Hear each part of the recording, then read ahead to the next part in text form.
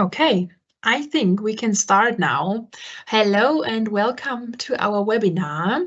My name is Victoria and I am your host for today. Before we start, I will give you a few remarks for your information. Please feel free to type in any questions that come up during the webinar in our questions box. You should see it at the top or maybe at the right side of your Microsoft Teams window. We will answer as many questions as possible at the end of the webinar.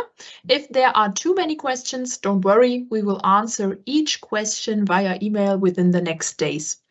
If there are any technical problems, please don't worry. This webinar is being recorded for you, so you will automatically receive a recording of the webinar within the next 2 days by email.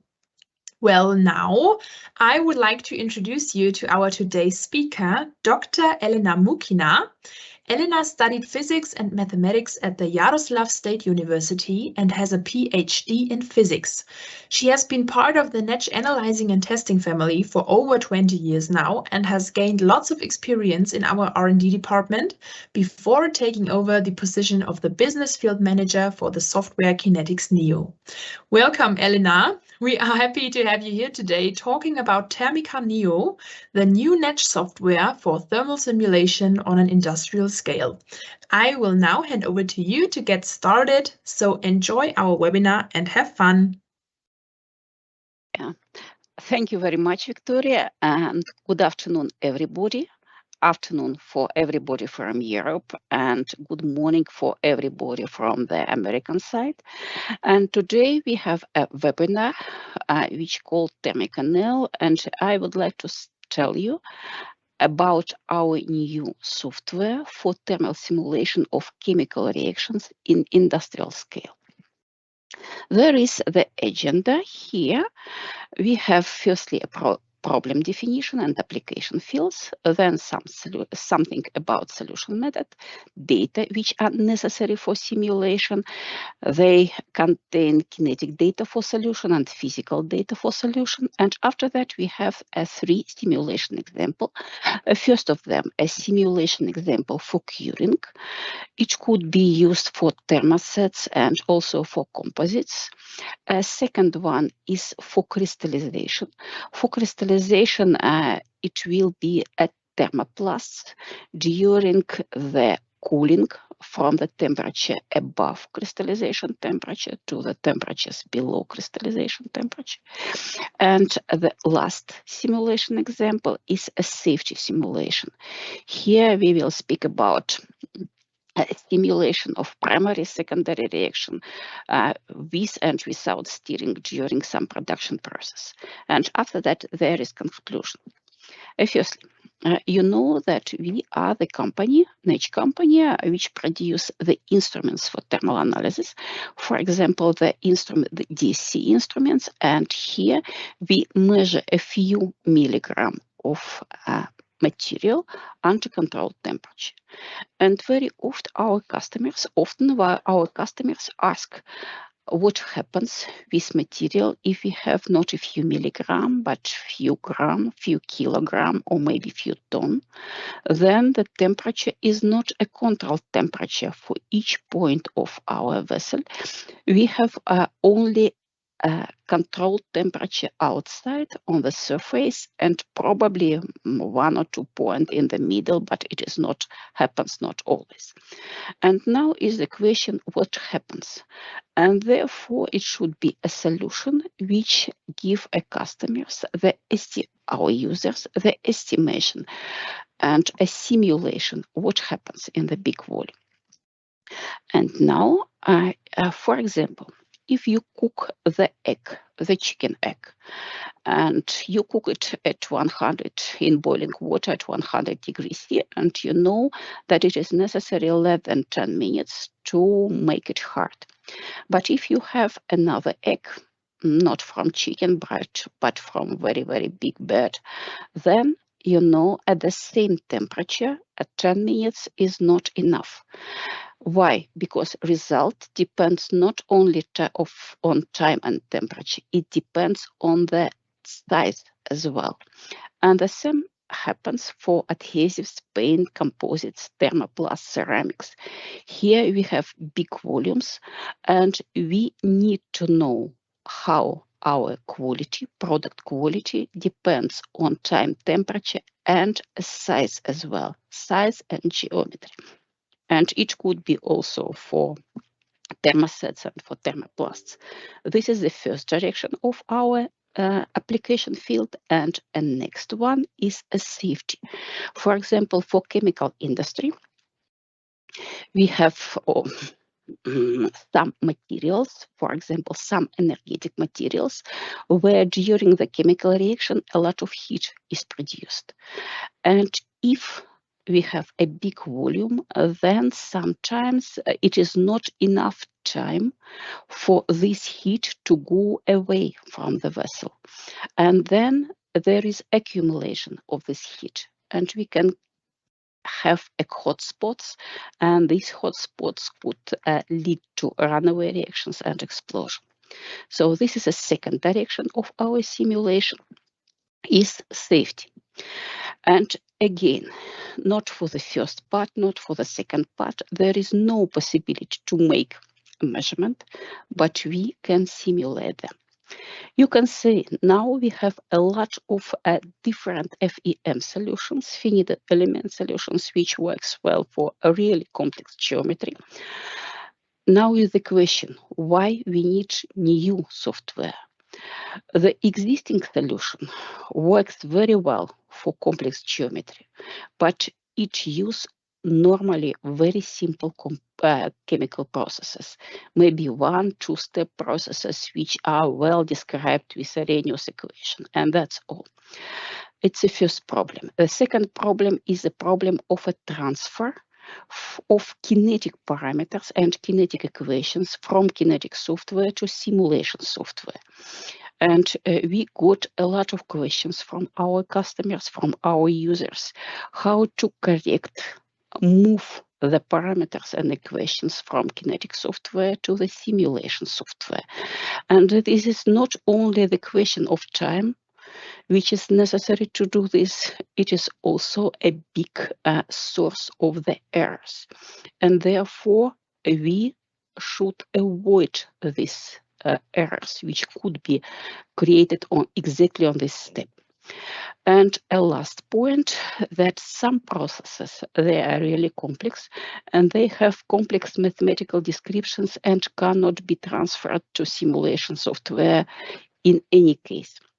For example, we can speak about processes with the glass transition, for example, curing processes with a diffusion control, where the curing happens at the temperature over glass transition and some vitrification process happens. Or, for example, if we speak about crystallization of thermoplasts, of the mixture of different thermoplasts, and each of them has their own glass transition temperature and their own equilibrium melting temperature. Again, it's almost impossible to put the description of such chemical or physical system into the software. And in this case, we need a software which can work really with the complex reaction. For example, it could be a different reaction steps, which could be connected in different combinations without any limitations, like in our kinetic software. Now we start from complex processes because we have already a software for simulation, but now we start with really simple geometry, and in the future we will make this geometry a little bit more complex. Now, there is the automatic loading of all kinetic parameters and equations directly from kinetic software, in our case, from our Kinetics Neo software. You just open the existing kinetic project, and that's all. And then all your mathematics, all your activation energies, and all your individual steps and their combinations is already inside a simulation software. And of course, there is no limitation for complexity. for example, some vitrifications or diffusion control during the curing, or some other things, glass transition, taking into account glass transition during crystallization and so on. Why Kinetics Neo is not enough? You know that we have already our software, Kinetics Neo software, and it can work really with complex chemical processes, chemical and physical processes. But Kinetics Neo works with a small amount of material, and it works with known temperature. In our case, we should work with a big amount of material, just not a few milligrams, and we should take into account a heat transfer and temperature gradients which happens inside. And then we will find when and where different the points with maximum temperature or reaction rate or concentrations are present. Now the solution method. Firstly, we need a laboratory for our process. We need laboratory measurements, which are usually done in milligram scale. It could be laboratory measurements like DCTGA arc. It could be also non-NETZSCH instruments like heat flow colorimeters, or something different. Then we make kinetic analysis in our existing Kinetics Neo software, which is based on the measurement from laboratory, again in milligram scale. And after that, if we have some kinetic model, then we use this kinetic model to make a simulation in the big volume. For example, here in kilogram on ton. And now, in order to make this, we use our Termica Neo software, which is presented right now.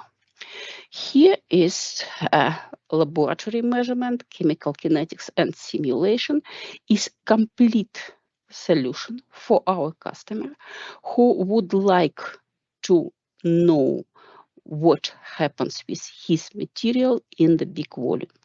Just put material into the instrument, make kinetics and make simulation ready. It's complete solution. But if you have non-NETZSCH instruments, then it's not a problem. Then you can use another instrument from another manufacturer and then apply kinetics and Termica for them. What happens inside? Inside we have a small element of our volume. Just and see what happens with this small element during the small time. We see how many heat comes in, how many heat comes out, how many heat is produced because of the chemical reaction, depending on the reaction heat. And then we make a balance of the heat balance, energy in, energy out, energy because of the chemical reaction. If this sum is equal to 0, then the temperature of this element becomes to be the same without any changes. But if this sum is positive, then we have some kind of heating, which depends on the heat capacity and a mass of this element. And after a couple of mathematics, we have a well-known heat transfer equation. And now, which data are necessary for simulation? Firstly, we need the data about our process. We call it kinetics data. Here, firstly, the data could get information about heat production. For example, for thermosets or composites, we have a processes of curing or cross-linking, and usually we use a DST data with a different heating rates, slow and fast heating, and here a maximum temperature with a mostly intensive heat flow happens for the fast heating, and it happens at higher temperature and all other at lower temperature. If you speak about crystallization of thermoplastic material, then we use again DST, but now we use a cooling from high temperature to lower temperature. And again, fast or slow cooling. And for the fast cooling, we have a maximum, the mostly intensive DST signal, but it happens at lowest temperature. And of course, here we can use the isothermal data as well. It's not any problem.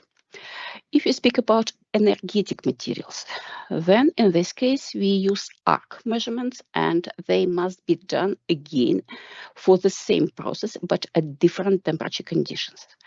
In order to have different temperature conditions for adiabatic data, we use different phi factors, high and low phi factors, and then the temperature increase, which start, for example, at the same value for these three measurements with different phi factors, they have totally different temperatures at the end because the phi factor is different. And here for this data, we have information for DSC or for ARC. We have information for two types. The first about the reaction rate, and second about the total heat of a reaction or enthalpy of reaction. And of course, here you can use additional instruments, for example, other colorimetric instruments. That was the first type of data. And a second type of data, it could be a data without information about the heat production. For example, for curing, we can use a data from a reameter, the data of viscosity. And again, heating, slow and fast heating, we have a different data and we can analyze it. For decomposition processes, we have a mass, we measure a mass loss, and then again, with different heating rates, we have a different curves and we can analyze it. And decomposition, this TG data could be used for the process, for example, for aging of materials, degradation of polymers, for example, or it could be also used for decomposition of high energetic materials. It could be also used for as debinding process during ceramic productions. So here we need TGA data. And next one, for example, ceramic productions. Here we measure a length of material because during ceramic production we have a sintering and we have a shrinkage of material. We measure length at different heating rates, and then we can create one kinetic model for this.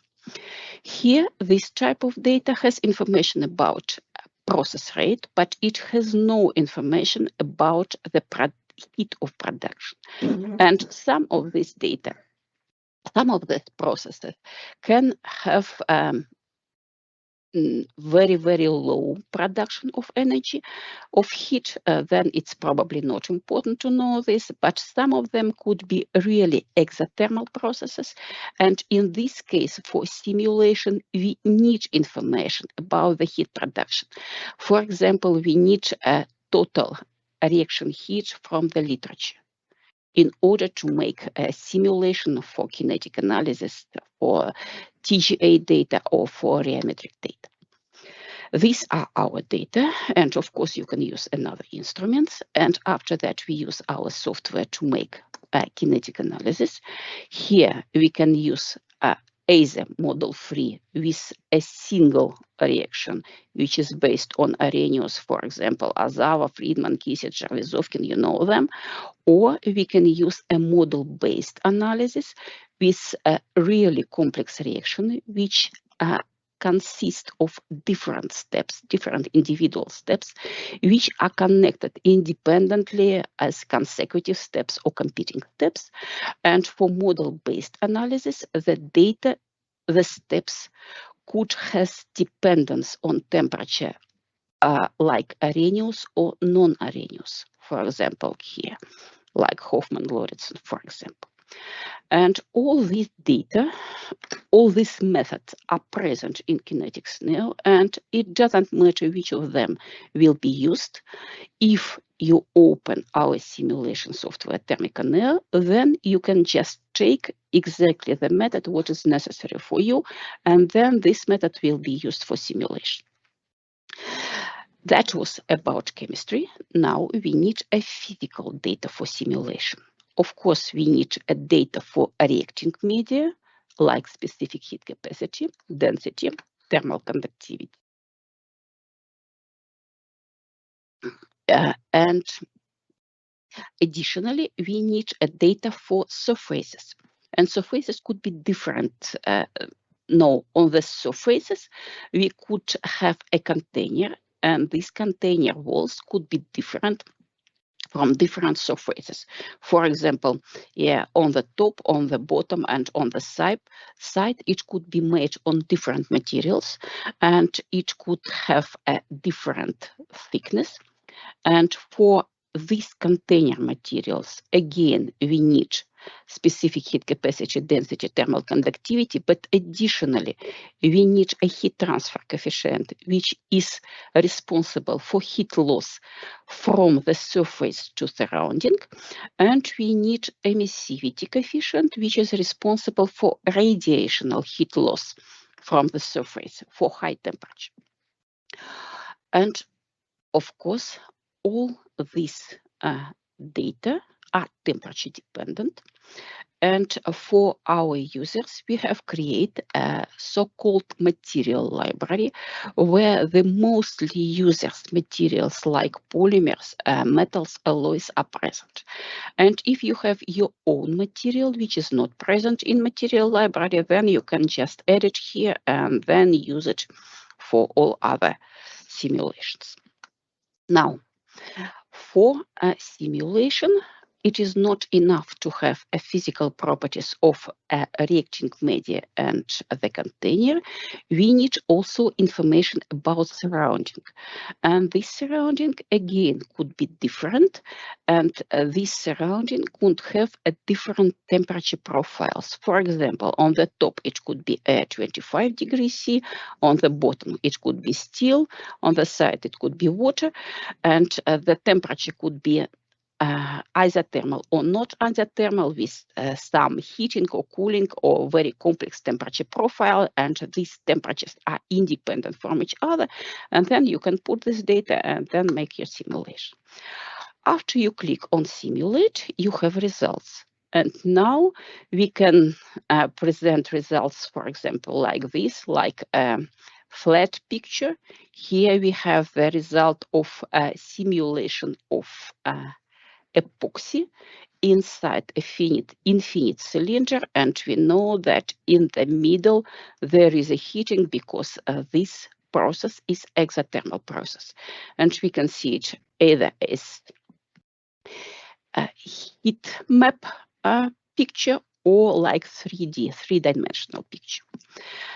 Here we can find when and where is the maximum temperature and see it like a gradient picture or like a picture black-white with some contours and with some values for the contours, or just to see layers. And here we can find when and where is the maximum reaction rate. And you see it is not always in the middle, it's changed with the time. And now I would like to show you some simulation examples, how it really works in the software. So firstly, I show you some application examples, and after that, I would like to show you a software live, how it could be used inside the software. And now example number 1 is the curing. I just put here a same picture. If we have a cylinder of known radius and known height, we have epoxy is inside, and then we have a different container walls from different sides. It could be done from different material and can have a different thickness. We put a temperature 25, 120 and 100 from different sides, and now click on calculate and see the result. Firstly, we can see a temperature at each point of our cylinder. Here we have a result for the temperature. Here is a temperature versus time for the points which are placed on the axis of our cylinder. Here, these points are placed on the different vertical position. For example, 20, 60 or 80% of our height. And yeah, we can see here is the value on the top, and here is somewhere the value on the bottom. Here we can see it, and you can put, some of them are switched off because there are a lot of them, and you can just see information in each point. Here it was about axis and about temperature, and of course here you can see the data not only for the temperature but also for conversion at each point, conversion versus time, or conversion rate versus time, how a reaction goes on, at which point it is more intensive or less intensive. That was the first presentation. A second presentation is if we would like to see a data at different radius, at different radial position. Here we can set a vertical position. For example, here is 80% of the height.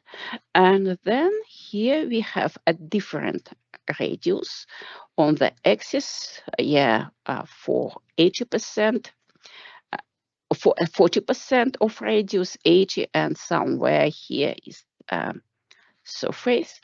And again, here we can see data as a function of time for temperature, like it is present here. It could be also conversion or conversion rate. Now it works well. That is simple data, and you can just see them and can analyze. And next presentation of data is a presentation for the cross sections. For example, here we have for cylinder two different cross sections. One is a vertical cross section. For our cylinder, it will be a rectangular cross section, and we can see this rectangular cross section like on the picture here, and we can see directly in the software how this temperature distribution changed with the time. For example, like here, we see how the temperature goes, how the heat goes from bottom to the top. We see some red points, which means the hot spots, because our reaction is exothermal reaction. And then after that, after reaction is finished, we have some cooling of this. Here is direct output from our Termica Neo software, and if you want, you can click on one button and this video file will be saved. Another cross section is a horizontal cross section like here, and you can set a horizontal cross section at different vertical position. So it could be, for example, in the middle, or it could be close to the top, or just directly on the top. It could be close to the bottom. So you put a vertical position, and then for this vertical position, you will find the value, the picture of cross section exactly at this position. And here on this picture, we have conversion rate, but we can show it also for degree of conversion, and we can show it for the temperature. I would like to show you another presentation. Here is prediction of temperature profile as a function of radius at given value of vertical position for our cross section. You can select another position and just see another values. And again, here we can see such pictures for temperature, conversion, and conversion rate. Now, I would like to present you a second example. A second example is crystallization. Now we will speak not about chemical reactions for thermosets, but we will speak about a crystallization process for thermoplastic polymers. Let's go here. For example, we have some process, industrial process, which produce some kind of rods, very, very, very long rods for a thermoplastic material. In this case, a simulation was done for polyamide 12, and it was done for the rods with a radius 5 centimeters and diameter is 10 centimeters. Here, firstly, we did a measurement with our DC instrument for crystallization process of polyamide, and we use isothermal crystallization at different temperatures, for example, 162. It's very intensive crystallization, and for higher temp, because of supercooling, and for higher temperature, 167 degrees C, crystallization is slow because the supercooling is not so high. For this data, we have created the crystallization model, and this crystallization model additionally for this data use the information about a glass transition of this polymer and about equilibrium melting temperature of this polymer. It means that above equilibrium melting temperature material is always liquid, no any crystallization could happen, and below glass transition there is also no crystallization happens just because of some diffusion process. And now we can try to see what happens if we have production of this material, of these rods. And at the beginning, we are at high temperature where material is liquid. And then we go to the cooling, and the cooling will be created from outside. And then we will see how many time is necessary to make a crystallization and how it actually goes on. In this case, we will select from our library the information for polyamide with physical properties for specific heat, for density here, and for thermal conductivity. And after that, we will make a simulation and see what happens. In this case, we will make a simulation where the surrounding temperature is equal to 50 degrees C, and initial temperature of our material is 180 degrees C. It's above the equilibrium melting temperature. Now let's see what happens. We just calculate for 75, or just make a simulation for 75 minutes. And we see that the temperature at different radial distances are not the same. Here we have the axis is a last curve. And here we have a surface. It works well. And what is interesting that these curves, they are not really exponential, because here we have some kind of wave which does not belong to exponent. And this wave is higher for high temperature in the middle of our cylinder. And for example, here, close to the surface, it happens at lower temperature, somewhere 150 degrees C. Why? And what does it mean? It means that exactly here crystallization happens, and during crystallization some heat is produced, and this heat is taken into account during our crystallization. And we see that for slow cooling in the axis position, the crystallization happens at higher temperature, as it must be. And if we go close to the surface, then we have very, very fast cooling. And for fast cooling, the crystallization process happens later and later for cooling means at lower temperature. So here we see everything. And now we can see the degree of conversion and conversion rate, again for the same simulation. Here we have the first curve is the surface, where the crystallization is mostly intensive, mostly fast and mostly intensive. Then here is the radius.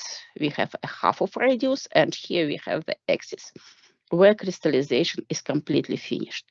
And it means that for such rod, which is made of polyamide 12, the crystallization, with a radius of 5 centimeters, the crystallization for these conditions is completely finished in the middle after 70 minutes. So it's longer time. And now let's see how it looks like in our visualization of a cross section. A first one is a temperature. Here we see that the cold temperature goes from outside to the middle here, and it should be, because outside we have a cold temperature. Then the second one is degree of conversion. In this case, we will see how crystallization happens, and lower values means no crystallization, and high values means the degree of crystallization. Let's see how it works. Red means crystallized. And now crystallization goes from the surface to the center. And now we can see a conversion rate, how conversion rate goes in the cylinder. And you see here, there is a front of our crystallization, and it goes from the outside to the middle. We can see here exactly how the front of reaction goes on inside of our material, inside of our vessel, inside of our volume. And there is no any possibility to measure it. We can only simulate it. That was crystallization. And now a mostly interesting thing, which is a safety simulation. For example, firstly, before we just make some simulation example, we can compare if our software works well, and just compare our simulation with already known simulation data. The first comparison is done for the arc measurement, and here is a typical material for arc is DTBP, diterbutyl peroxide, and we made a measurement of 20% of DTBP in toluene because the material is really high energetic, and if we make at 100% of DTBP, then the temperature increase will be too high and it could be dangerous, and therefore usually we use a solution of this high energetic material, and the measurement was done in titanium spherical container.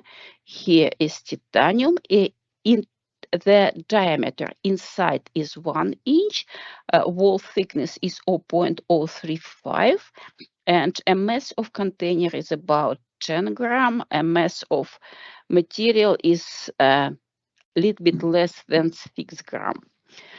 And after such measurement, we have a temperature increase from 115 to about 100, a little bit higher than 190. And the heat of reaction is 225, but it is not for the pure DTBP, it's for solution DTBP in toluene, where we divided by the total mass where toluene is also already included. That was our experimental data, which are done on our arc instrument. And now we will compare our data with a simulation which is done in Termica Neo. We just put this value to 225 joule per gram for a simulation, initial temperature, titanium container with the radius 1.3 centimeters. And then we have a second curve, and we have again the temperature is a little bit above. And there is a good agreement between simulated data and measured data. That was the first one. A second one also for comparison between simulated data and experimental data is done for AIBN, is azobis isobutyronitrile here. And the real experimental data for 50 kilogram package in air was done in BAMS, Bundesanstalt für Materialforschung und Prüfung. This is the German government organization in Berlin, which is responsible for the safety regulation for dangerous materials.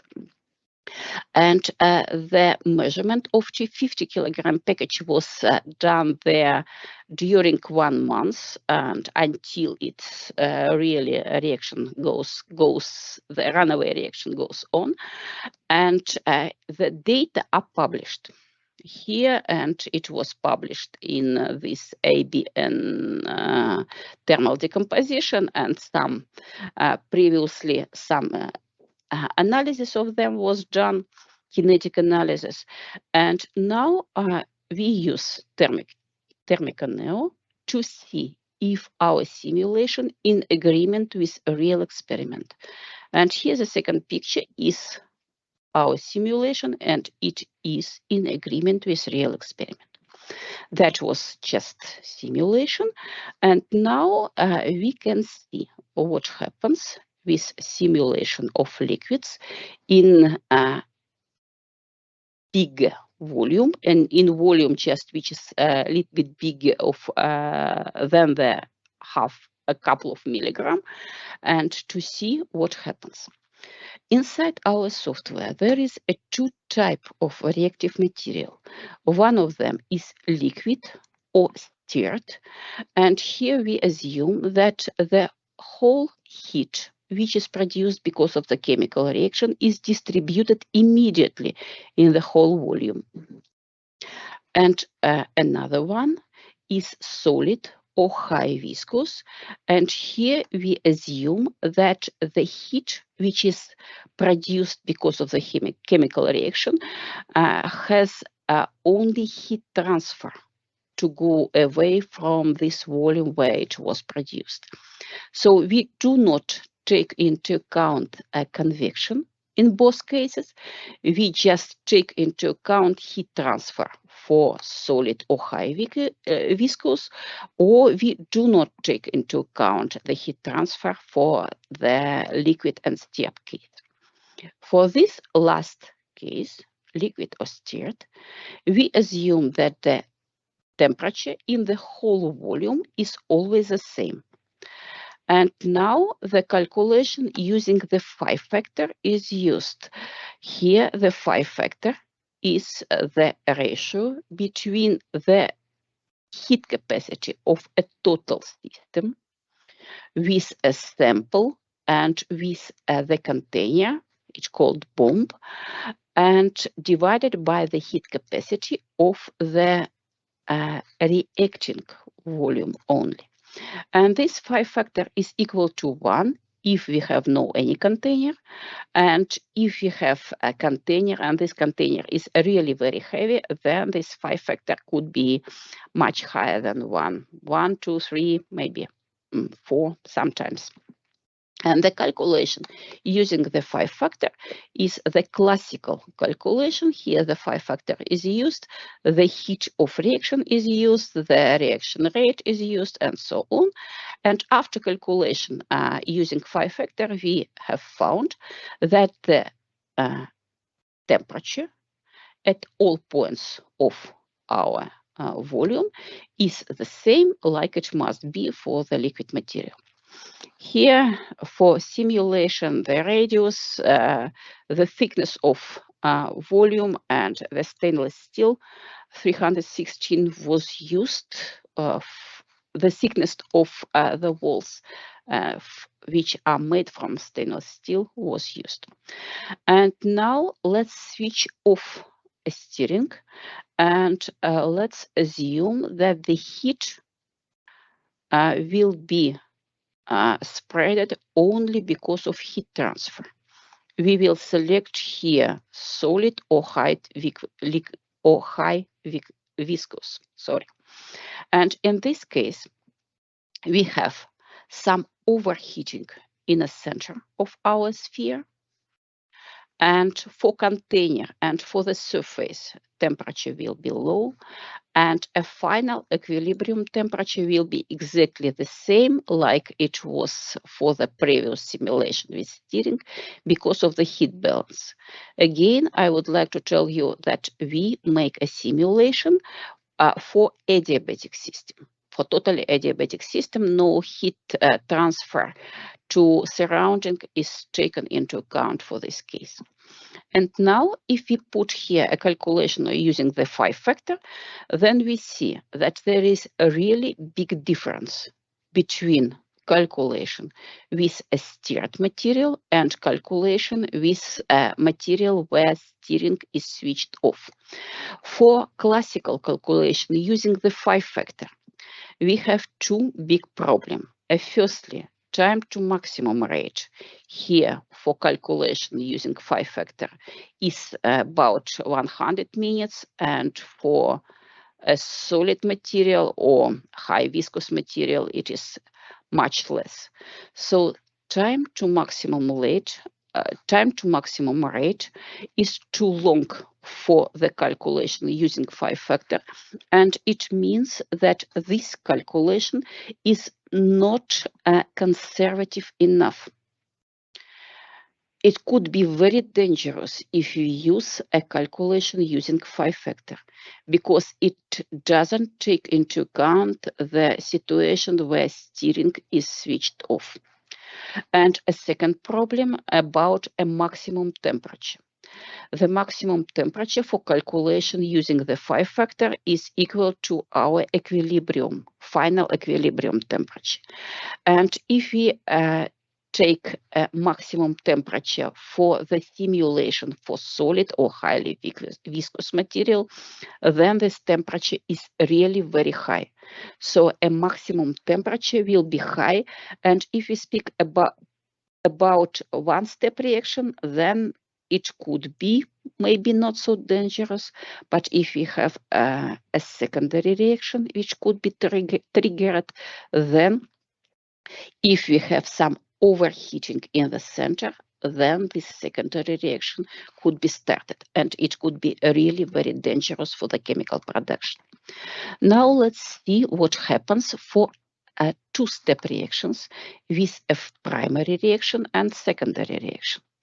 Here we will make a simulation for 5 factor 1.4. Everything is the same, only the difference, but the first is calculated with a steering, a second is without steering. Here with steering, we have for 24 hours adiabatic simulation. We have increasing up to almost 100 degrees C, and here is only primary reaction finished. Secondary reaction is not finished. And now if the steering is switched off, then we have the overheating after primary reaction. And because this overheating has very, very high temperature, then the secondary reaction is triggered, and it's very dangerous. So these are two examples which shows what happens if a steering accidentally switched off or failed. Now a last simulation here. If we have again adiabatic simulation for a two-step reaction with the primary and secondary reactions, for all simulation we have a 5 factor 1.4, but we will use a different size of reactions, and for different size of reactor. And for this case, we will always use a solid simulation. Firstly, If a radius very, very small is about 1 centimeter for this case, then the temperature inside this small volume is everywhere the same, and we have maximum temperature which corresponds only to finish or the primary reaction. Now we will make a radius 4 times bigger. We have a small overheating here. It is not so big, but it exists. A final equilibrium temperature is the same as it was before because only primary reaction is finished. Now we make the radius a little bit bigger. Then we have higher overheating. It is more than 50 degrees C. But again, after equilibrium, we have only finish of the primary reaction. And then for higher radius, we have very high overheating, not 150 degrees C, but more than 200. And then the secondary reaction is triggered. And equilibrium temperature is higher because the secondary reaction is already started, and it produces some additional energy. And here, if we have a really big radius, then we see that this happens after 3 hours. And yeah, the secondary reaction is finished after 3 hours. And in previous case, it is about 6 hours. So if a reaction, if the radius will be more and more and more higher, then it will be always a secondary reaction triggered, but it will be much earlier and it will be much dangerous. Again, there is no any chance to measure this with the instruments. You can simulate and you can just see what happens.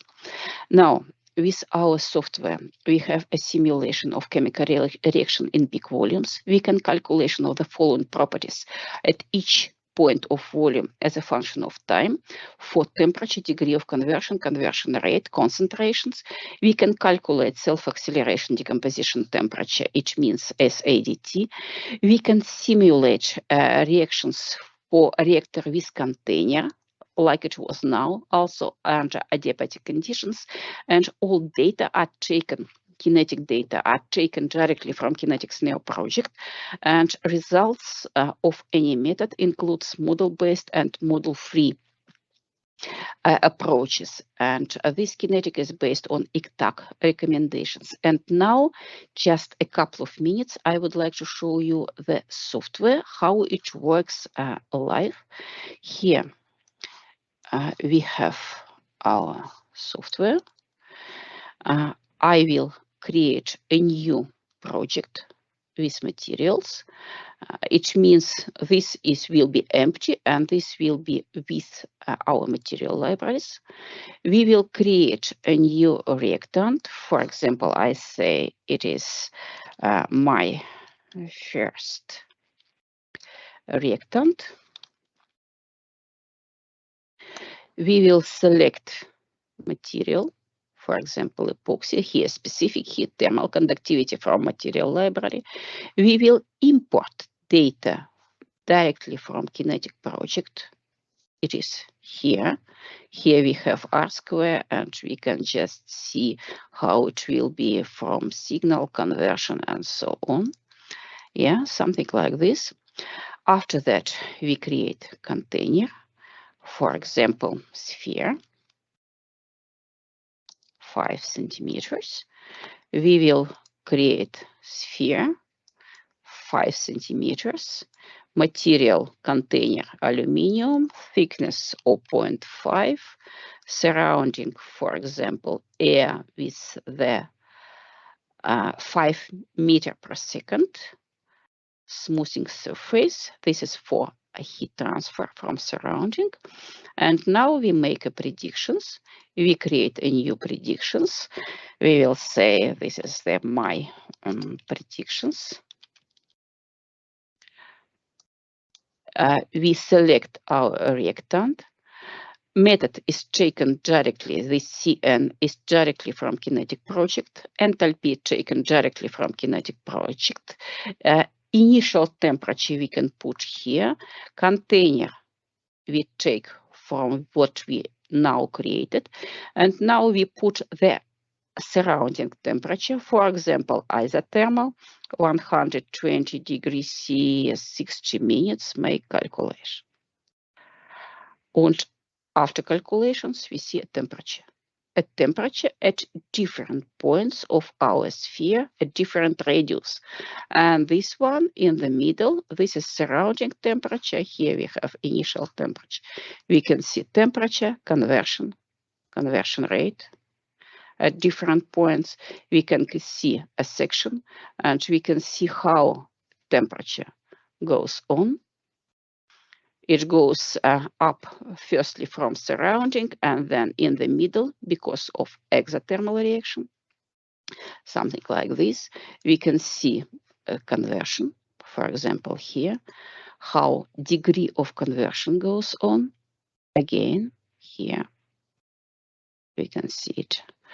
Or we can see the conversion rate. At the same point, for example, 30 minutes, we can see temperature, conversion rate. And for conversion rate, we can just go and see how it changed with the time. Conversion rate goes from outside to the middle. That's all. And now you can see everything in our website, termicanetzsch.com, and I'm ready for your questions.